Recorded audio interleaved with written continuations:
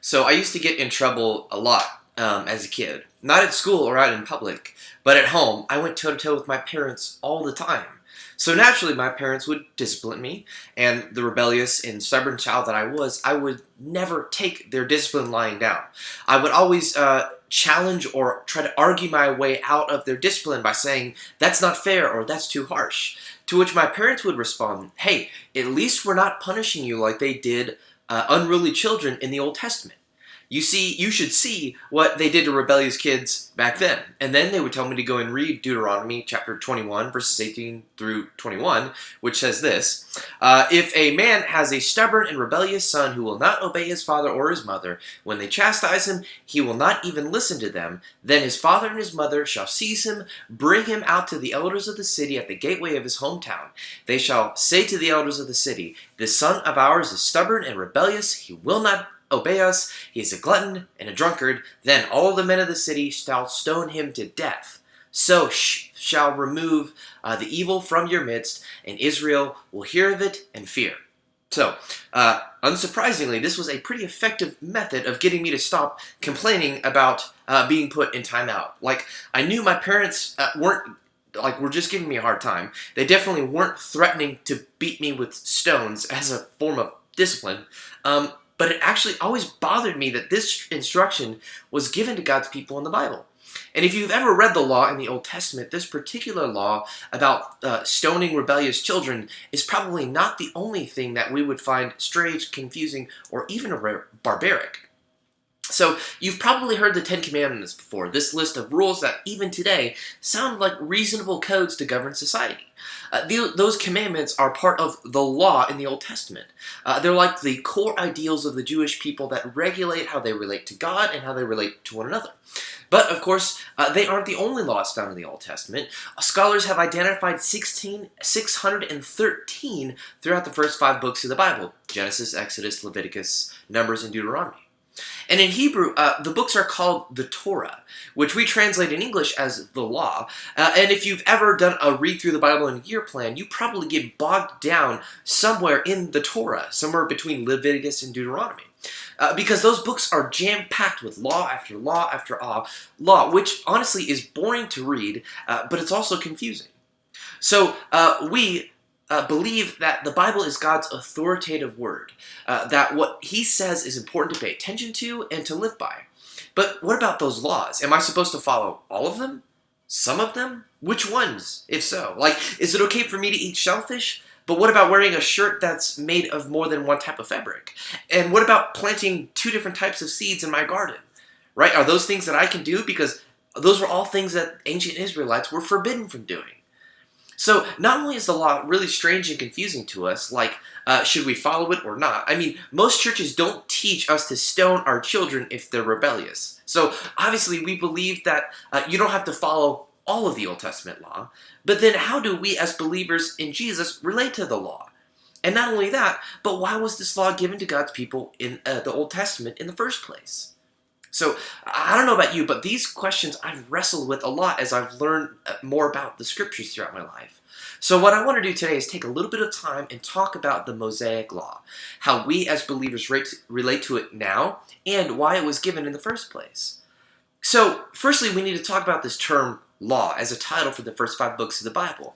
Now, there are a lot of laws written out in those first 5 books, but if you've read those books, you know that it's not all law. As a matter of fact, Genesis, Exodus, and Deuteronomy are primarily narrative stories. And actually, when you read all 5 of those books together as they're meant to be read, we realize that they're actually telling a story, and that's significant. The portion of the Bible that we call the law isn't a long list of do's and don'ts. It's a story.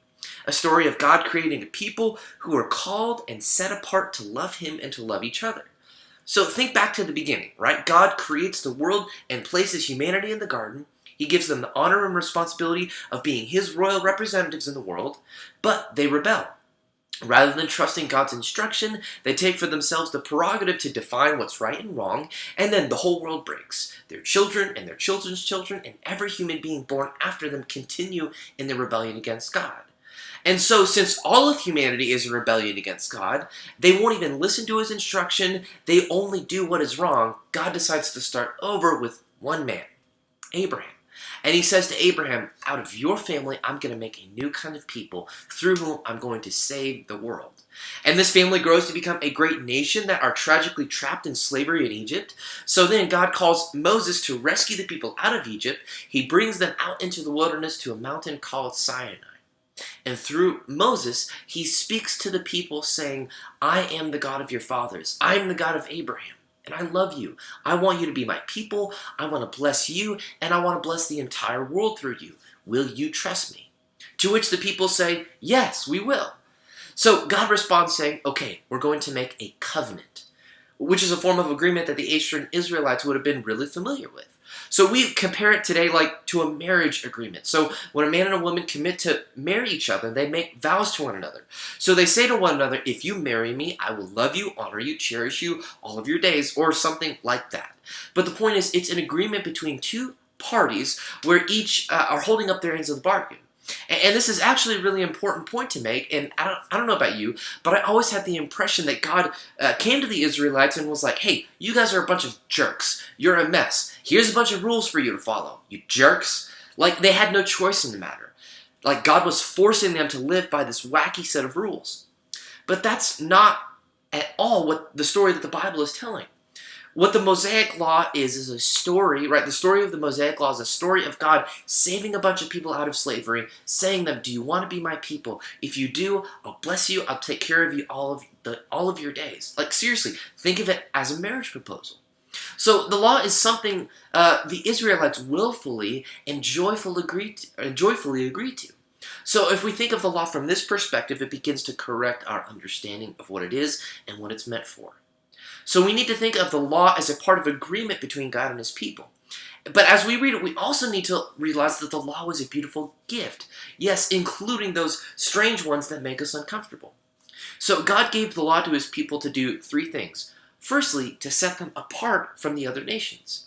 These are the instructions about rituals and purity that were intended to make the Israelites unique and distinct from other nations. It's what gave them their national and religious identity. So many of the laws that we find oddly specific and unnecessary in the law, like what kind of food you can and can't eat, what your garment should be made of, how you can wear your hair, they weren't God being bossy and petty. God was giving them identity. So remember, for hundreds of years, this people had been brutally enslaved. Whatever identity they had been imposed on them by the Egyptians. Their identity was as slaves. But now they were wandering the desert as a free people, but with no cultural markers to define them as a people.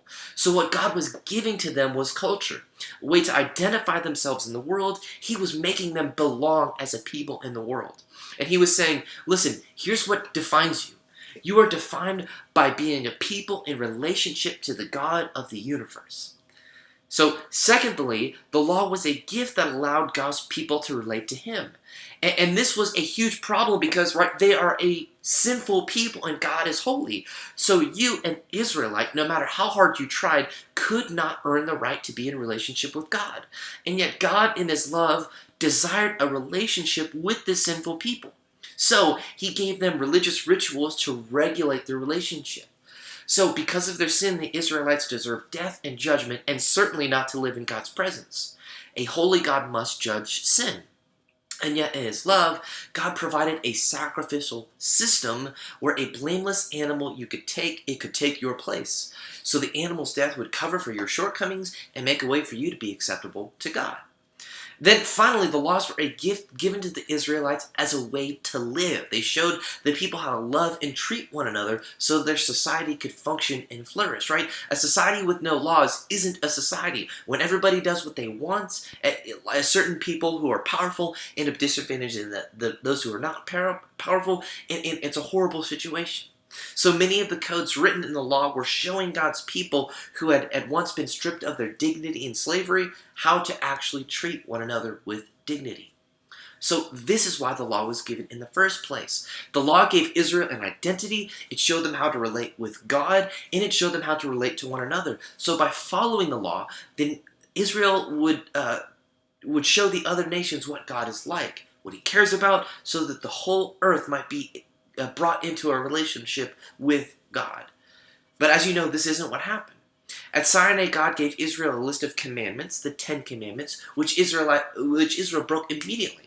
And so the rest of the Torah is the story of God's people breaking the law and then God adding more law, and people breaking the law and God adding more laws, and the people breaking the law and God trying to get them to follow directions and giving them more ways to live. So what we have is this really sad, never-ending cycle that illustrates how incapable God's people are of obeying this good and beautiful law. And as a matter of fact, at the very end of the Torah, the book of Deuteronomy, Moses gives this final speech before he dies. And he reminds Israel of the entire law, like he restates the entire law. And then he says, I know you're not going to be able to keep this law. You're going to continue to mess up. And the problem that Moses identifies isn't that God's law is too harsh or too restrictive. It's that the people have hard hearts, hearts that don't want to listen to God. So in order to follow God's law, they were going to have to be given new hearts. And if you read the rest of the Old Testament, you know that Moses was right. The people enter the land and they continue to break God's law nonstop until God finally says, enough. You haven't held up your end of the deal. I promised to bless you if you would listen to me, but you won't listen. So I won't bless you. And actually, I am exiling you from the land that I gave to you. So the Old Testament ends with the people back in the land after being exiled, but still completely unable to follow God's law. So then, hundreds of years later, this guy Jesus shows up on the scene in Israel, and he starts to talk about the law. And he has this radical ideal that boils the entire law down to 2 commands, which we call the greatest commandment. So he says, look, all of God's law can be boiled down to 2 things: love God and love people. And he's getting at this idea that behind those 613 laws, codes, and regulations in the Old Testament is actually a really simple idea. That what God wants from you is to love him and to love other people. Those other laws and codes were put there because the Israelites couldn't do it. And on the surface, this idea of loving God and loving people sounds simple, but according to Jesus, it's actually not. So firstly, Jesus comes and he agrees with Moses that the human heart can't follow God's law. And then secondly, he explains that this greatest commandment, which is behind all 613 commands, is actually a higher law. So he says in Matthew 5 verses 20 through 21, for example, you have heard it said that the ancients were told, you shall not commit murder, and whoever commits murder shall be liable in court. But I say to you that everyone who is angry with his brother shall be guilty before the court, and whoever says to his brother, you good for nothing, shall be guilty before the Supreme Court, and whoever says, you fool, shall be guilty enough to go into fiery hell. So, according to Jesus, love is a lot more demanding than you or I realize. So yes, it's loving to not murder somebody. But Jesus is saying if you disrespect somebody, then you're guilty of violating God's higher law of love. So he goes on to explain that in order to love like God loves, you must also be willing to love your enemy. So what sounds like a very simple command, to love God and love people, is actually impossible for human beings to keep. Our hearts are not even able to keep this most basic command, to love. So where Israel failed miserably, Jesus did not. So not only did Jesus come to reinforce the perfect standard of God's law, but he also came to fulfill it. Jesus perfectly obeyed the law. Jesus is the one who fulfills God's promise to Abraham, that he made to Abraham, that through him God would save the world and remake humanity in the process. That Jesus is the only one who truly loved God and others, and in doing so became a light to the nation to show them what God is like, what he cares about. He even loved his enemies while they were nailing him to the cross. And after his resurrection from the dead, he sent his own Spirit into the hearts of believers, and he said, when the Spirit comes, he will enable you to obey my commandments. Then you will truly be able to keep God's law. So now we come to our second question. How do we, as followers of Jesus, relate to the law? When Jesus says, the Spirit will enable you to keep the law, what did he actually mean? Well, it's interesting because the story of the Bible doesn't end with Jesus. The story continues with the followers of Jesus. The apostles in the early church begin to wrestle with this very same question. At first, it wasn't an issue because most of the early followers of Jesus were all Jews, so they continued to obey the Old Testament laws as they were also worshiping Jesus as God's promised Messiah. But when the Gentiles, non-Jews, began to believe in Jesus, a massive disagreement broke out that almost tore apart the early church. So in the early church, some people that believed in order to truly follow the Jewish Messiah, Jesus, you needed to become an ethnic Jew. In other words, you needed to follow all of those rules and codes written in the Mosaic Law. which makes sense. Jesus is the Jewish Messiah, and in order to please God, if you want to please him, you must follow God's law, right? That's logical. It makes sense. But the Apostle Paul comes along and says, no, no, no. If you believe that you need to follow the law in order to be a good Christian, you've actually missed the entire purpose of the law in the first place. So Paul, particularly in letters like to the Romans and to the Galatians, begins to explain that the law was never about keeping a list of rules to keep God happy. Actually, the law was about faith. So what made the Israelites right with God wasn't their ability to keep a list of rules, because remember, they couldn't do that anyway. Actually, what made the Israelites right with God was trust or faith that God's way was better. And keeping the law was a demonstration of that faith. In other words, the Israelites showed their faith and devotion to God by following those rules, right? To love God and to love other people. That's what those 613 commandments were all about. So then Paul goes on to plant churches across the ancient world, teaching them not to obey the 613 commands of the Mosaic Law, but instead to have faith in Jesus and to follow the leading of the Spirit. So the story of the early church that we find in the New Testament is that of Jesus followers, new Jesus followers of different races and ethnicities beginning to work out how to apply the higher law of love God and love others to their own contexts in obedience to Jesus. And their example of applying this greatest commandment to their individual contexts across the world becomes an example to us as well. So when we look at the story of the early church, we begin to see how followers of Jesus applied the law of God in their context. So the question is, how do we relate to the law? How do we apply it to our context? Well, we're no longer under those 613 commands. They were given to Israel in their ancient cultural setting. And yet, we're still called to follow God's law, to love him and to love others. And just as the Israelites were called to trust God that his way is better, we also have faith that living according to his command to love is the best way to live. And because of what Jesus has done, we've been empowered by the Spirit to keep God's law, and we must trust the Spirit to guide us to apply God's law, his perfect standard of love, in our own context. So I know that's a lot of information, but I hope it's a really brief look and help us begin to understand why the law was given in the first place and how we as believers in Jesus relate to it. I love you guys. We'll see you soon.